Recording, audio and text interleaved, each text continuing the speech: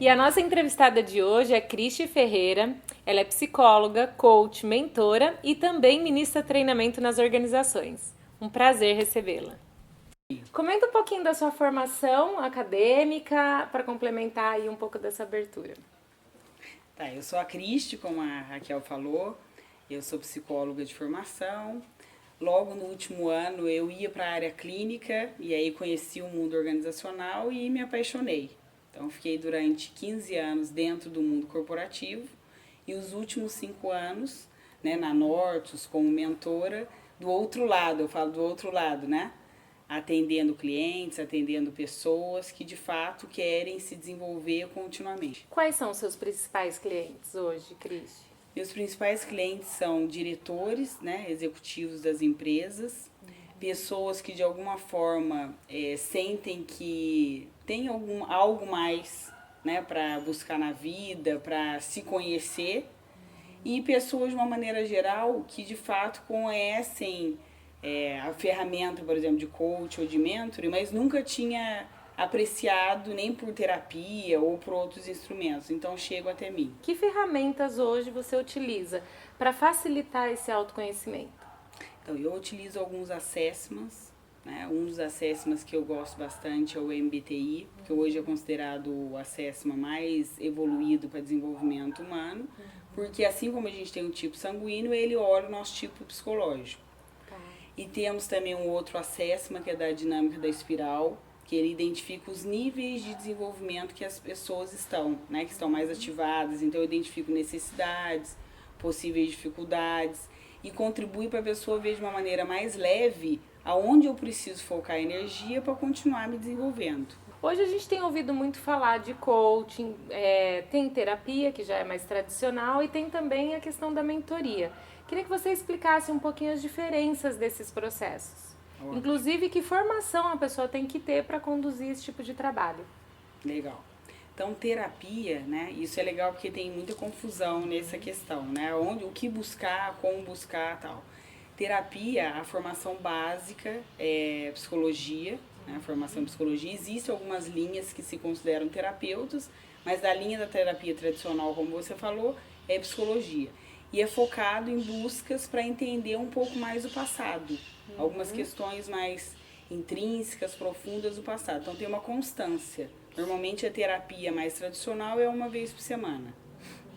Os processos de coaching normalmente são focados em desenvolvimento de competências comportamentais. Certo. Né? Então é interessante perceber assim, que tanto pode ser profissional ou life coaching, mas é focado em desenvolver competências comportamentais.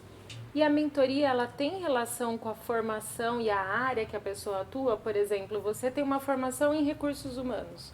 E aí a mentoria é direcionada para esse tipo de profissional ou é mais abrangente? Perfeito, tem as duas linhas. Tem a mentoria profissional, que é específico, como você falou, é RH. Então eu vou mentorar, fazer mentoria com alguns profissionais de RH de uma maneira mais sistemática nas ferramentas de RH. E tem a mentoria sistêmica, que é esse novo projeto que eu incluí esse ano, que independe da área de atuação. Então são ferramentas de gestão, são ferramentas para autotransformação, independe da área de atuação. Voltando à questão do coaching, eu queria saber os alertas que você pode dar na escolha do profissional, porque também se popularizou muito. Perfeito. O que você acha dessa nova onda, né? E qual a recomendação no momento da escolha? Tá. Isso é um ponto importante mesmo, porque assim, hoje, quando alguém me pergunta, por exemplo, quando eu não posso atender, eu recomendo e alguém quer fazer presencial coaching, eu sempre pergunto para a pessoa entender assim, qual que é a experiência anterior da pessoa ao fazer coach, né? Porque assim, existem muitos cursos no mercado, e aí a minha preocupação, o meu cuidado de recomendar é assim, não dá para ir num profissional de coach que alguém fez um curso de 3 dias, por exemplo. Né? Que isso acontece muito e a pessoa já se intitula coach. Por quê? Porque é muito sério quando eu estou fazendo um tratamento, né? Umas sessões de desenvolvimento com a pessoa, qualquer ponto que o coach fala é muito significativo para o outro. Influencia. E influencia. Então, dependendo de como a pessoa vai colocar foco e energia na vida dela se não tiver um profissional de fato com seriedade, profundidade e preparado para isso, pode atrapalhar ao invés de contribuir. Cristi, além dessa parte de mentoria, coaching, eu sei também que você é uma instrutora de desenvolvimento, de treinamento. Conta um pouquinho sobre a sua metodologia de construir o conhecimento. Eu já tive a oportunidade de fazer alguns cursos com você e eu percebo que você tem essa habilidade de construir junto com a plateia. Isso é um método, é uma técnica? Conta mais. A minha linha de trabalho, nessa linha que você falou de construir, né? Eu trabalho com muitas perguntas. Porque assim, como é que a gente aprende? Se a gente chega com um conhecimento conclusivo, a pessoa ela fica no máximo no nível intelectual. Ela não consegue assimilar e de fato pensar sobre aquilo para sentir. De fato, faz sentido para mim nesse momento? Tal. Então, quando eu faço perguntas abertas e a pessoa se sente incluída no contexto, partindo do conhecimento prévio que ela tenha, independente de ser certo ou errado, faz com que a pessoa abra uma possibilidade de pensar e sentir sobre aquilo. Né? Então, eu percebo que isso pode ser um método. É interessante que eu tenho instruído, né, capacitado outros instrutores e facilitadores a fazer assim, e de alguma forma também é mais fácil, porque você não fica com aquela ansiedade, até expectativa, nossa, eu tenho que saber tudo, eu tenho que saber todas as respostas, o que vem. E quando eu construo, eu abro espaço, inclusive, para eu pensar na resposta junto com o público que eu tenho ali. Você tem demanda também de pessoas que estão se aposentando e tendo que planejar essa aposentadoria? Sim, muito interessante que eu tenho algumas famílias que eu atendo, né? Assessoria de família, e aí eu atendo os executivos que estão prestes a se aposentar e os sucessores novos. E aí é muito interessante perceber assim, que eles começam a entender que não é um aposentar e finalizar, que eles podem inclusive pensar numa carreira completamente diferente, né? Mas acontece isso. E acontece. E é muito interessante. Então, muitas pessoas vão para o conselho ou são conselheiros de outras organizações e começam a realizar, trabalhar uma vez por semana que parecia assim, nossa, como assim eu vou conseguir? Aí abre espaço para fazer outras coisas.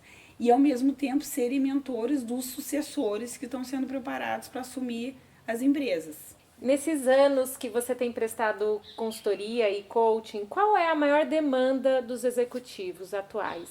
Que tipo de competências tem surgido muito como necessidade nesse mercado corporativo? Essa pergunta também, né, é muito interessante, porque a primeira demanda que chega, primeiro assim, Cris, como é que eu faço para aumentar o desempenho da minha equipe? Então tem um paradoxo aí. Os líderes, os gestores de uma maneira geral, eles querem estimular o aumento do desempenho, mas querem ter controle de tudo. Então esse é um paradoxo forte. E aí quando eles começam a entender que na verdade não tem como fazer gestão de pessoas para aumentar o desempenho, e sim tem que ajudar as pessoas a fazerem autogestão, facilita porque eles começam a perceber que não é o foco o controle, o foco é desenvolver pessoas para elas fazerem a sua própria gestão. E nesse sentido parece que abre assim com clareza, Raquel, e eles entenderem assim, nossa, até um alívio de alguma forma. Dá mais trabalho por um lado, porque eu tenho que estimular, fazer reunião individual, fazer reunião coletiva, né, mostrar alguns caminhos, ajustar, dar feedback. Por outro lado, é como se fosse assim, deixar o filho mesmo crescer para ele desenvolver e trilhar o próprio caminho. É libertador. Libertador. Cris, falando um pouco de propósito, né? As empresas, as organizações falavam muito de missão, visão, valores. Agora a gente está num movimento aí de se criar um propósito, que Sim. é mais profundo. Falando nisso, qual é o seu propósito de vida? Qual é o legado que você quer deixar para os seus filhos, para os seus coaches, para as pessoas que você contribui? Hoje eu trato propósito como um sentido de vida. Né? Que sentir, o que eu estou fazendo aqui? Para que eu acordo todos os dias? O que eu faço? E hoje eu percebo que, de fato, primeiro ser um agente de transformação na minha vida. Porque se eu estou, de fato, assumindo o meu autocompromisso, de olhar quais são as minhas potencialidades, os meus impedimentos, o que eu preciso fazer como mãe, como profissional, como mulher, como esposa, amiga, naturalmente eu também posso ser uma referência e inspirar outras pessoas que estão próximas a mim. Então hoje o meu sentido é esse, como é que eu posso ter coragem de interromper algo que não serve mais na minha vida, né? Que é um dos comportamentos dos agentes. Como é que eu posso ser coerente e constante nas atitudes que eu me proponho a fazer? Como é que eu posso ser assertiva, propor alternativas elegantemente para mim, de uma maneira leve, sem ser pesado, e continuar crescendo? E como é que eu posso concretizar, né? Então eu tenho milhões de ideias, mas como é que eu transformo isso em ação, em algo concreto? O que é ética para você? E como implantar isso no dia a dia nas organizações? Ó, a ética para mim tem a ver com uma integridade muito profunda, né? Então, quando eu sou coerente comigo mesma, sozinha, sem ninguém ver, eu estou sendo ética. Então, como é que eu faria se ninguém estivesse olhando? Poderia ser publicado no jornal? Então, essa é uma questionamento, um conceito que eu tenho de ética, né? Nas organizações, eu vejo que a gente pode trabalhar a ética quando a gente define valores organizacionais, que valores organizacionais não são intelectuais, né? São sentidos pela empresa. E eu cultivo esses valores através de comportamentos que sejam coerentes com o posicionamento estratégico da empresa. Então, por exemplo, hoje eu atendo uma empresa que ele não atende alguns clientes que abrem espaço para algum tipo de corrupção na visão deles. Então, eles podem perder dinheiro? Até podem, mas é um posicionamento claro. Com isso, fica um cultivo de comportamento na cultura organizacional, onde todo mundo sabe assim, olha, aqui pode até vir muito dinheiro, mas a empresa está posicionada para cultivar os valores organizacionais que ela definiu. Sobre esse tema, cultura organizacional, como você pode contribuir? Esse tema é um tema que me instiga muito, né? Eu estudo bastante sobre cultura organizacional e, ao mesmo tempo, é o tema mais recente das empresas, porque não tem muito material sobre isso, né? Cultura, a metáfora que eu uso é que cultura é o sistema imunológico das organizações. Então, assim como o nosso sistema imunológico, quando a nossa imunidade está baixa, a gente fica mais suscetível a ter doença, a ficar resfriada, ou seja, ele está mais suscetível e vulnerável para ser atacado, tá? Por outro lado, quando o nosso sistema imunológico está fortalecido, eu até posso pegar uma gripezinha e tal, mas automaticamente ele se recompõe. Então, cultura organizacional é o sistema imunológico da organização, porque se eu fortalecer a cultura, se eu cultivar comportamentos dentro de uma cultura, ele protege o ambiente, ele faz com que o clima fique saudável, fortalecido e todos possam crescer. E cultura organizacional fortalecida está diretamente ligado ao nível de engajamento das pessoas. É muito interessante quando a gente faz o mapeamento, né, do nível de engajamento. Quanto mais engajados numa empresa, pode olhar que os comportamentos eles são coletivos, são cultivados, logo tem uma cultura organizacional fortalecida. Nos seus atendimentos como coach, tem surgido também essa demanda da saúde do próprio colaborador, como, por exemplo, crise de ansiedade, síndrome do pânico, burnout? De que maneira você identifica, faz esse diagnóstico e trata essas situações? Isso tem aparecido muito, né? Como você falou, tem uma questão aí meio doentia no sistema corporativo, principalmente porque o sistema corporativo, né, e eu vim de um sistema corporativo, você trabalha dependendo dos níveis organizacionais, tem uma pressão muito forte por resultado final. E quando as pessoas elas não têm a capacidade de entender que esse resultado final é importante, mas que a forma como entrega o resultado ela pode ser mais leve, as pessoas desenvolvem esse tipo de sintoma, tá? Então, quando chega até a mim, a primeira questão que eu coloco é assim, o que você vê que para você é importante na vida? O que é essencial para você? O que é ser bem-sucedido para você?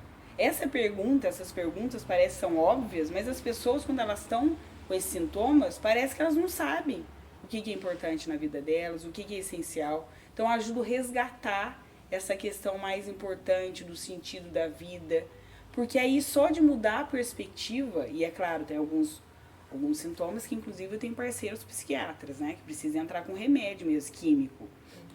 As pessoas retomam a própria vida e começam a fazer escolhas mais por elas, não só pela empresa, tá? Então isso é muito sério, isso tem crescido muito inclusive profissionais brilhantes que entregam muito resultado, só que perderam o sentido da vida, porque acham que tudo, não é possível que eu preciso entregar isso cada vez mais e me sentir infeliz. Né? Então essa questão da felicidade e infelicidade tem crescido muito e as pessoas estão tendo mais coragens também de buscar ajuda. Porque eu percebo assim que há 10 anos, por exemplo, as pessoas escondiam isso. Né? E aí tomavam remédio pra caramba, tarja preta, tal. Sofriam escondido. Às vezes não contava nem pro companheiro, pra companheira dentro de casa. E depois, daqui a pouco, tinham né, uma crise mais crônica, né? Ou um ataque cardíaco, uma depressão. Tá. E para quem, assim, tá passando por esse processo, quais são os sintomas, os primeiros sinais que a gente deve ficar atento e buscar ajuda? Ó, primeiro sintoma, que isso é clássico, tá? É quando a gente começa com uma tagarelice mental. Sabe? Uma aceleração mental assim, que não para, sabe? Parece que você não consegue desligar. É claro que isso vai impactar no sono, não dormir direito, insônia, irritação. Então, qualquer coisa, até que não te tira do sério, você começa a sentir que você está irritado, irritada. Tá? Então, esses são os sintomas clássicos. Então, olhe para isso e se observe. Né? Já é um bom começo. E até algumas alterações mesmo nos sintomas físicos. Cansaço, dor nas costas, enxaqueca, né? Então, isso é muito comum também em mulheres e começou a aparecer em homens. Mulheres chegam assim e eu pergunto, quais são os sintomas que você tem recorrente? Ah, faz uns 2 meses que eu tenho uma enxaqueca. Como se fosse normal. Normal, como você entendeu? Fosse assim, nossa, já me acostumei com isso e aí eu vou desconstruindo até a pessoa se dar conta de falar assim, peraí, tem alguma coisa que eu preciso olhar, é um sinal, é um ruído. E essa busca constante pela felicidade? O que você tem a dizer sobre isso? Então, isso é outro ponto também, né? Porque a busca constante pela felicidade parece que eu nunca vou alcançar a felicidade. Né? Então, sempre tive um lema de vida, né? Que é assim, essa questão de alegria, de ser alegre no dia a dia e cultivar essa felicidade no dia a dia é a forma mais fácil de ser feliz todos os dias. Tá? E onde entra a gratidão nesse processo da busca pela felicidade? A gratidão, eu diria que é um dos ingredientes essenciais para isso, porque quando a gente agradece o que a gente tem, do jeito que a gente tem, não há espaço para julgamento. Inclusive, você é uma pessoa que tem muita energia, muita alegria. Você faz alguma coisa para manter essa energia elevada? Tem alguma dica? A dica de manhã, né, acordar e agradecer, porque normalmente a gente tem o hábito de, ao deitar, agradecer, né? Eu acordo e agradeço. Tá? E tem um mantra que eu pratico, né, durante muito tempo, que é, inclusive agora a barra de Axis, ela também fala de outra forma, que para que tudo venha para nós com facilidade, alegria e abundância. Né? E agradecer por esse dia, porque todo dia a gente nasce, todo dia a gente morre. Né? É um renascimento constante. Então, como agradecer por estar viva? Isso, eu diria que é um segredinho aí, meu, né? Agradecer. Você pratica meditação também? Pratico. E é interessante porque tem vários tipos de meditação, né? E para mim funciona muito a meditação ativa, que é de fato, por exemplo, imaginar um ambiente que para mim eu me sinto leve, eu me sinto bem, que todo mundo pode ter esse local interno, esse refúgio. E quando eu estou muito, por exemplo, incomodada com algo, ou não estou conseguindo resolver algo, de fato fazer uma meditação mais silenciosa, de escutar o meu silêncio, de me recolher, de fato. É um desafio para mim, no meu estilo e tal. Mas eu percebo que aí vem algumas soluções, algumas respostas até, que eu nem imagino que viria. Você tem muito da intuição. Sim. A meditação contribui para acessar essa intuição. Sim, muito, muito. Porque assim... São alternativas que nem estavam no radar e após esse processo de silêncio, ele surge. Surge, boa. E aí, Raquel, nesse sentido, a meditação com intuição, que é isso que você falou, ela ajuda a gente também a sair do campo racional puro. Né? Porque somos seres racionais, ainda mais a gente trabalha em empresa, né, o tempo inteiro, leia tudo, tem muito conhecimento, quer buscar cada vez mais. Então ajuda nessa integração, porque não é só o racional nem a intuição, mas como é que eu integro isso? A meditação ajuda pra caramba nesse sentido. E cria alternativas criativas. Criativas, isso. Soluções criativas. Eu resumiria que a meditação, para mim, é onde eu acesso o meu vazio criador. Cristi, tem uma linha de trabalho também chamada constelação. Explica um pouquinho pra gente dessa técnica e onde ela se aplica. Bacana. Essa é uma linha que tem crescido muito nas organizações, mas ela começou com o tema, né, constelação familiar. Então, as constelações familiares, elas são técnicas que ativam os campos mórficos e são altamente efetivas, mas elas não utilizam a questão intelectual, elas são sensoriais, é uma experiência corporal que a pessoa se propõe a fazer com um tema específico, sempre um tema do momento, e ali a pessoa ajuda a pessoa a descobrir possíveis pontos cegos para solucionar um problema, para ajudar caminhos para ela, de fato, resolver um bloqueio, um obstáculo na vida dela. E isso tem crescido muito nas organizações, porque nas organizações, a constelação, por exemplo, a gente consegue verificar um tema, e às vezes as empresas contratam, eu quero entender a expansão do negócio. Então a gente constela o tema de uma maneira estruturativa. Então coloca lá os clientes, fornecedores, gestores, diretoria. E de acordo com o tema, tem um movimento corporal dos representantes, que podem ser pessoas ou podem ser âncoras. Tá? Então a gente usa bonecos, a gente usa tecidos, para de fato mostrar o que o campo está demonstrando para o caminho seguir de uma maneira mais efetiva e que a organização consiga de fato dar os próximos passos de uma maneira mais segura. Cristi, como você se mantém atualizada? Porque tem muitas ferramentas novas, metodologias. Como Sim. você faz? De acordo com as linhas, né, que eu sigo e aprofundo, eu normalmente faço cursos de atualização, tenho feito bastante curso presencial, online, e leio pra caramba. Tá? Eu estudo pra caramba, leio 4 livros ao mesmo tempo de assuntos que parece que não tem nada a ver, mas pra mim tem tudo a ver na minha linha de correlação e tal. E é interessante porque quando eu tô aprofundando um livro, aparece um cliente que tá exatamente com aquela demanda, e aí eu vou lá, puxo um outro conteúdo que eu tô vendo de outro. Então, assim, a leitura pra mim é constante, é hábito.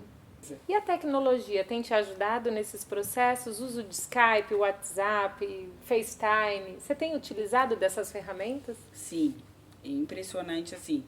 É sabendo usar a tecnologia como facilita. 80% dos meus atendimentos são online, né? Não só no Brasil, né? Estados Unidos, toda aqui a América Latina. Até tem uma pessoa na Europa, impressionante. Porque assim, e quem usufrui dessa ferramenta e se abre, vê que não tem nenhuma diferença. É como se tivesse presencial. Como que o autoconhecimento, aliado à empatia, facilita as relações humanas? Essa pergunta é chave, porque assim, tem um viés da empatia que é trate o outro como eu gostaria de ser tratado. Na verdade, isso não é empatia. Porque empatia o quê? É tratar o outro como ele gostaria de ser tratado. Para que isso aconteça, eu preciso me conhecer muito bem antes. Até para eu saber, de fato, diferenciar o que faz sentido para a Raquel e o que faz sentido para a Cristi.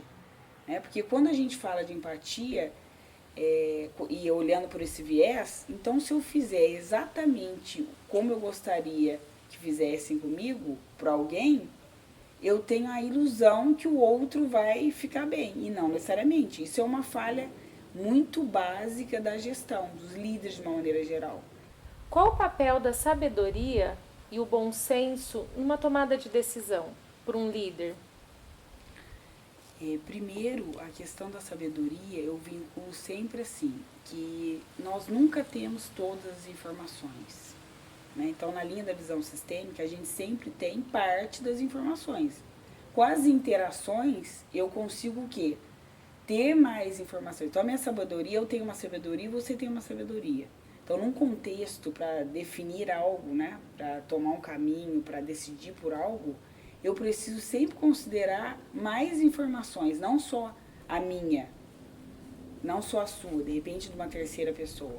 Cris, faz tempo que comunicação é um problema comum nas relações interpessoais e nas organizações. Quais são suas dicas práticas para a gente cuidar desse detalhe da comunicação?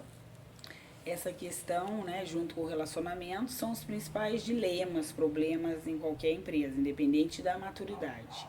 dicas práticas para a gente ser assertivo na comunicação, né? Porque comunicação é aquilo que torna comum algo, né?